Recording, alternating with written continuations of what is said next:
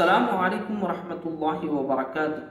அன்பார்ந்த சகோதரர்களே, நாம் இந்த பதிவின் மூலமாக நிறைய செய்திகளை பார்த்து வருகிறோம். நபிகள் நாயகம் ஸல்லல்லாஹு அலைஹி வஸல்லம் அவர்கள் நமக்கு எத்தகைய அறிவுரைகளை, செய்திகளை, சட்டத்திட்டங்களை நமக்கு வழங்குகிறார்கள் என்பதையெல்லாம் நாம் தொடர்ந்து பார்த்து வருகிறோம்.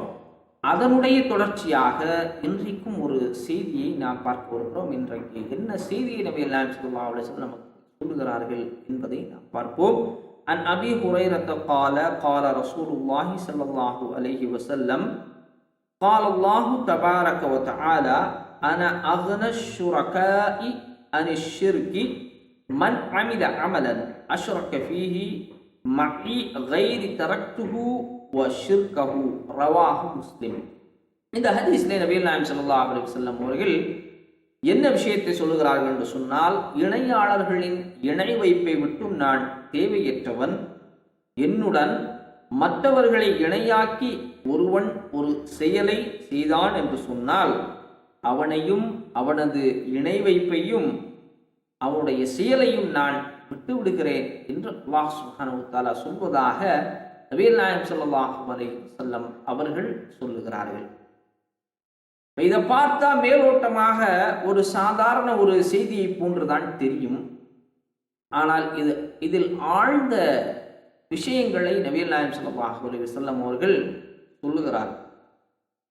முதலாவதாக சொல்லக்கூடிய விஷயம், அல்லாஹ் சுப்ஹானஹு வ தஆலா எந்த காலகட்டத்திலும் சரி, எந்த விஷயத்திலும் சரி, அவனுக்கு இணையாக ஒன்றை கொண்டு வருவதை அவன் விரும்பவில்லை. அதைத்தான் அல்லாஹ் சுப்ஹானஹு வ தஆலா முதலிலே சொல்லிவிட்டான், எந்த ஒரு இணையாளர்களிடத்திலும் நான் தேவையற்றவனாக இருக்கிறேன். எனக்கு யாரும் தேவை, யாரும் என்னுடைய செயல்களிலோ என்னுடைய பண்புகளிலோ எவருக்கும் நான் என்ன செய்வதில்லை, எந்த ஒரு உதவியையும் இணையையும் தேடக்கூடியவனாக இல்லை என்பதை அல்லாஹ் சுப்ஹானஹு வ தஆலா தெளிவுபடுத்துகிறான். அதனால்தான் சூரத்திலே இஹ்லாஸிலே அல்லாஹ் சொல்லுகிறான், அல்லாஹ் சுப்ஹானஹு வ தஆலா தனித்தவனாக இருக்கிறான், அவனுக்கு இணை துணை ஏதும் இல்லை என்று சொல்லுகிறான். அவனுக்கு பெற்றோர்களோ பிள்ளைகளோ இல்லை என்று அல்லாஹ் சுப்ஹானஹு வ தஆலா சொல்லுகிறான். அவன் தனித்தவனாக ஒரு தனித்தன்மையாக அல்லாஹ் சுப்ஹானஹு வ தஆலா இருந்து கொண்டிருக்கிறான். அவனுக்கு எந்த நேரத்திலும் எந்த காலகட்டத்திலும் சரி, எந்த விஷயத்திலும் அவருக்கு ஒரு இணை தேவையே இல்லை என்பதை அல்லாஹ் தீர்க்கமாக உறுதியாக சொல்லிவிட்டான்.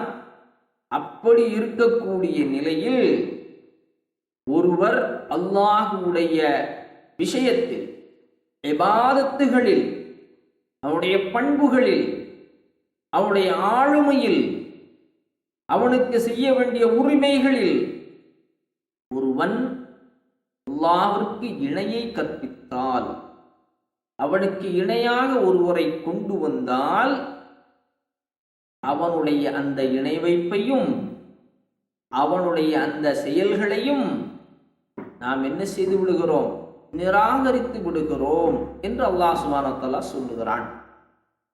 இதுல முக்கியமாக அல்லாஹ் சுப்ஹானஹு வ தஆலா சொல்லக்கூடியது, அல்லாஹ்விற்கு நீங்கள் எந்த காலகட்டத்திலும் இணை வைக்காதீர்கள், எந்த நேரத்திலும் அல்லாஹ்விற்கு இணை வைத்து விடாதீர்கள்.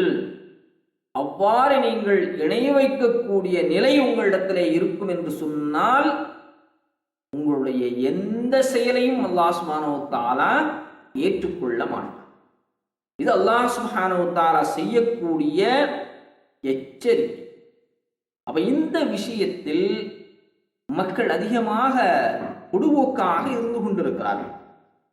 அதாவது அல்லாஹ் சுப்ஹானஹு வ தஆலாவை அவனுக்கு இணை வைப்பதாக என்று நினைத்தால் என்ன செய்வது, ஒரு சிலையை வைத்து வணங்குவது, அல்லது வேற கடவுள்கள் இருப்பதாக நினைப்பது, அல்லது ஒரு மரத்தையோ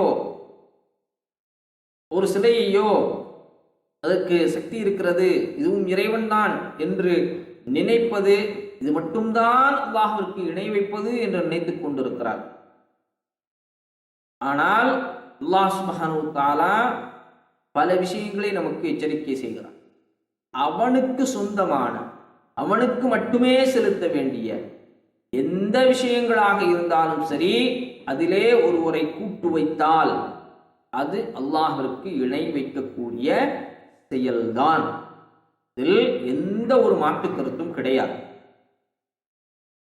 அல்லாஹ் சுப்ஹானஹு வ தஆலா வணக்க வழிபாட்டிலும் சரி, அவருடைய பண்புகளிலும் சரி, அவருடைய தன்மைகளிலும் சரி, அவருடைய உரிமைகளிலும் சரி, அவனுக்கு மட்டுமே அதெல்லாம் உரித்தானதாக இருக்க வேண்டும். யாருக்கும் அதிலே என்ன செய்யக்கூடாது? மற்றவர்களை இணையாக்கி விடக்கூடாது. குறிப்பாக நாம் எடுத்துக்கொண்டால் நேர்ச்சை செய்வதற்கிறது. இது அல்லாஹ்விற்கு மட்டுமே செய்ய வேண்டிய ஒரு விஷயம். அல்லாஹ்வுக்கு மட்டும்தான் செய்யணும்.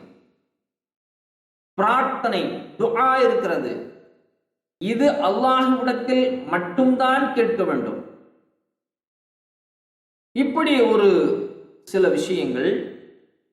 அதே போன்று சில நிகழ்வுகள் காலத்தையோ நேரத்தையோ அல்லது மற்ற வைகளின் மூலமாக நமக்கு நன்மைகள் எல்லாம் ஏற்பட்டுவிடும் என்று நம்புவது, ஒரு நேரத்தை குறை சொல்வது, இந்த நேரம் சரியில்லை என்று சொல்லுவது. சரியில்லை என்று சொன்னால் நீங்கள் ஒரு நேரத்தை குறை கூறுகிறீர்கள் என்று சொன்னால் நீங்கள் அல்லாஹ்விற்கு இணை வைக்கிறீர்கள். அல்லாஹ் சொல்லுகிறான், காலமும் நேரமும் என்னுடையதாக இருக்கிறது. உங்களுக்கு நன்மையானாலும் சரி, தீமையானாலும் சரி, அதை நான் செய்கிறேன். என்னால் ஏற்பட்டது என்று சொல்லுங்கள். ஒரு ஒரு ஒரு தீமை ஏற்படுகிறதா உங்களுக்கு? நீங்க என்ன செய்யுங்க? அல்லாஹுவால் ஏற்பட்டது. ஒரு நன்மை ஏற்படுகிறதா? அது அல்லாஹுவால் ஏற்பட்டது என்று சொல்லுங்கள். இவ்வாறு நீங்கள் உங்களுடைய நிலைகளிலே மாற்றங்களை நீங்கள் கொண்டு வர வேண்டும். நீங்கள் துஆ கேட்பதாக இருந்தால் அல்லாஹுவிடத்தில் மட்டும்தான் கேட்க வேண்டும். அல்லாஹ் மட்டும்தான் எங்களுடைய பாவங்களை மன்னிப்பான் என்று நீங்கள் என்ன செய்ய வேண்டும்? அல்லாஹுவிடத்திலே மட்டும் நீங்கள் துஆ கேட்க வேண்டும். வேறு யாரிடத்திலும் நீங்கள் துஆ கேட்கக்கூடாது. ஒரு அவுலியாவாக இருந்தாலும் சரி, ஒரு நபியாக இருந்தாலும் சரி, எவரிடத்திலும் நீங்கள் என்ன செய்யக்கூடாது? துஆ கேட்கக்கூடாது. அப்படி நீங்கள் அவர்களாலும் எங்களுக்கு இந்த பாவங்களை எல்லாம் தீர்க்க முடியும், அவர்கள் எங்களுக்கு நிவாரணம் தருவார்கள் என்று சொன்னால் அது அல்லாஹ்விற்கு இணை வைக்கக்கூடியதாக இருக்கும். அல்லாஹ்வுடைய தன்மையை நீங்க என்ன செய்றீங்க? அவருக்கு கொடுக்கிறீங்க. அப்போ இன்னொரு விஷயத்தை சொல்றாங்க. என்ன சொல்றாங்க? நாங்கள் அவர்களிடத்திலே சொன்னால் அவர்கள் மறுமையிலே என்ன செய்வார்கள்? எங்களுக்காக அல்லாஹ்விடத்திலே சிபாரிசு செய்வார்கள். சிபாரிசு செய்வார்கள். இது நாம் தெளிவாக விளங்கிக் கொள்ள வேண்டும். ஏன் நாம் தர்காக்களிலும் அல்லது அவுலியாக்களிடம் போய் என்ன செய்யறாங்க? பிரார்த்தனை செய்கிறார்கள், துஆ கேட்கிறார்கள், அவரிடத்துல சொல்லுறாங்க. சொன்னா என்ன? நாங்கள் அவர்களிடத்தில் கேட்கவில்லை, அல்லாஹ்விடத்திலே அவர்கள் என்ன செய்வார்கள்? சிபாரிசு செய்வார்கள். இதை சொன்னது யாரு உங்களுக்கு? நபிகள் நாயகம் ஸல்லல்லாஹு அலைஹி வஸல்லம் சொல்லுகிறார்கள், நான் உங்களுக்கு மறுமையிலே என்ன செய்வேன்? சிபாரிசு செய்வேன். அது எப்படி? அல்லாஹ்வுடைய அனுமதியின் மூலமாக. அப்ப அதுக்கு ஒரு வழியையும் நபிகள் நாயகம் ஸல்லல்லாஹு அலைஹி வஸல்லம் அவர்கள் சொல்லி தந்தார்கள். என்ன சொன்னாங்க? நீங்க என்ன செய்யுங்க? என்னிடத்தில் என்னுடைய கபருக்கு முன்னால் நின்று நீங்கள் என்னிடத்தில் துஆ கேளுங்கள், எனக்காக சிபாரிசு செய்யுங்கள் என்று கேளுங்கள், நான் உங்களுக்கு சிபாரிசு செய்வேன் என்றால் நபிகள் நாயகம் ஸல்லல்லாஹு அலைஹி வஸல்லம் சொன்னார்கள். உண்மையிலே நபிகள் நாயகம் ஸல்லல்லாஹு அலைஹி வஸல்லம் அல்லாஹ்விடத்திலே இந்த உம்மத்திற்காக சிபாரிசு செய்யக்கூடியவர்களாக இருக்கிறார்கள். இந்த சமுதாயத்திலே இருக்கக்கூடிய ஒவ்வொருவரும் சொர்க்கம் செல்கின்ற வரைக்கும் அல்லாஹ்விடத்திலே மண்டியிட்டு இந்த சமுதாயத்திற்காக அல்லாஹ்விடத்திலே பரிந்துரை செய்வார்கள். அப்படி பரிந்துரை செய்யக்கூடிய நபிகள் நாயகம் ஸல்லல்லாஹு அலைஹி வஸல்லம் அவர்கள் என்னுடைய பரிந்துரை உங்களுக்கு கிடைக்க வேண்டும் என்று சொன்னால் என்ன சொன்னார்கள்? என் கபர்ல நீங்க துஆ கேளுங்க அப்படின்னா சொன்னாங்க? அல்லது மறைவாக இருந்து என்னை அழைத்து என்னிடத்துல நீங்கள் என்ன உங்களுடைய முறையீடுகளை எல்லாம் சொல்லுங்கள், நீங்கள் இவ்வாறு சொன்னீர்கள் என்று சொன்னால் நான் என்ன செய்வேன், அல்லாஹ்விடத்தில் சிபாரிசு செய்வேன் என்றா சொன்னார்கள். நபிகள் நாயகம் ஸல்லல்லாஹு அலைஹி வஸல்லம் சொன்னது, என்னுடைய சிபாரிசு உங்களுக்கு வேண்டும் என்று சொன்னால் நீங்கள் எனக்காக துஆ செய்யுங்கள் என்று சொன்னார். என்னிடத்தில் துஆ செய்யுங்கள் என்று சொல்லவில்லை, எனக்காக துஆ செய்யுங்கள். அதில் என்ன துஆவை செய்ய வேண்டும் என்றும் சொன்னார்கள். என்ன துஆ சொன்னாங்க? கௌசர் என்ற நீர் தடாகத்தை அல்லாஹ் சுப்ஹானஹு வ தஆலா எனக்கு தர வேண்டும் என்று நீங்கள் என்ன செய்யுங்க, துஆ செய்யுங்கள். ஒவ்வொரு அதானுக்கு பிறகும் ஒவ்வொரு பாங்கோசைக்கு பிறகும் நீங்கள் என்ன செய்யுங்கள், இதை சொல்லுங்கள். அப்படி நீங்கள் செய்தீர்கள் என்று சொன்னால், எனக்காக துஆ செய்தீர்கள் என்று சொன்னால், நான் உங்களுக்கு உத்தரவாதம் தருகிறேன், நான் உங்களுக்கு என்ன செய்வேன், மறுமையிலே அல்லாஹ்விடத்திலே சிபாரிசு செய்வேன் என்றார். அதற்கான வழிமுறையை ரசூலுல்லாஹ் சொல்லிட்டாங்க. அது அல்லாம வேறு யாரும் நமக்காக என்ன செய்வதில்லை, மறுமையிலே சிபாரிசு செய்ய போவதும் இல்லை. அப்படி அவர்கள் சிபாரிசு செய்வதாக இருந்தால் அது அல்லாஹ்வுடைய அனுமதி பெற்றாக வேண்டும். இப்போ நமக்கு யாருமே தெரியாது, யார் வந்து சிபாரிசு செய்வார்கள் என்று நமக்கு தெரியாது, யாருக்கு அல்லாஹ் அனுமதி கொடுப்பான் என்று தெரியாது.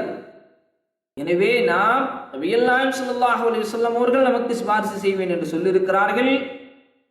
அதற்காக நீங்கள் என்ன செய்ய வேண்டும் என்றும் சொல்லியிருக்கிறார்கள். அதை செய்தால் நபிகள் நாயகம் ஸல்லல்லாஹு அலைஹி வஸல்லம் சிபாரிசு நமக்கு கிடைக்கும். அது அல்லாமல் மற்ற எந்த தேவைகளுக்காகவும் நாம் நபிகள் நாயகம் ஸல்லல்லாஹு அலைஹி வஸல்லம் அவர்களை அழைத்தாலும் சரி, மற்ற அவுலியாக்களை அழைத்தாலும் சரி, மற்ற நல்லடியார்களை அழைத்து கூறினாலும் சரி, இவை எல்லாமே அல்லாஹுடைய அந்தஸ்தை அவர்களுக்கு கொடுக்கிறோம், அல்லாஹுவிடத்தில் செய்ய வேண்டிய பிரார்த்தனையை அவர்களிடத்தில் செய்கிறோம், இந்த செயலை அல்லாஹ் சுப்ஹானஹு வ தஆலா நிராகரித்து விடுவேன் என்று சொல்கிறார். இப்படி உங்களுடைய தன்மை இருக்கும் என்று சொன்னால், நீங்கள் தொழுதும் பலனில்லை, நோன்பிருந்தும் பலனில்லை, ஹஜ் செய்தும் பலனில்லை, ஜகாத் கொடுத்தும் பலனில்லை, உங்களுடைய எல்லா இபாதத்துகளும் அல்லாஹுவால் நிராகரிக்கப்பட்டுவிடும் என்பதைத்தான் நபிகள் நாயகம் ஸல்லல்லாஹு அலைஹி வஸல்லம் இங்கே எச்சரிக்கை செய்கிறார்கள். எனவே அல்லாஹுக்கு இணை வைக்கக்கூடிய விஷயத்திலே எந்த வழியிலே வந்தாலும் சரி அதை விட்டு தவிரக்கூடியவர்களாக நாம் இருக்க வேண்டும். யார் அல்லாஹ்விற்கு இணை வைக்காமல் மரணிக்கிறார்களோ அவருக்கு உறுதியாக சொர்க்கம் இருக்கிறது என்பதை நபிகள் நாயகம் ஸல்லல்லாஹு அலைஹி வஸல்லமுக்கு சொல்லி தந்திருக்கிறார்கள். எனவே அந்த அடிப்படையிலே நம்முடைய மரணம் அல்லாஹ்விற்கு இணை வைக்காத நிலையில் மரணிக்கக்கூடிய ஒரு மரணமாக இருக்க வேண்டும். அதற்குரிய தௌஃபீக் ரஹ்மான் நம் அனைவருக்கும் வழங்குவானாக.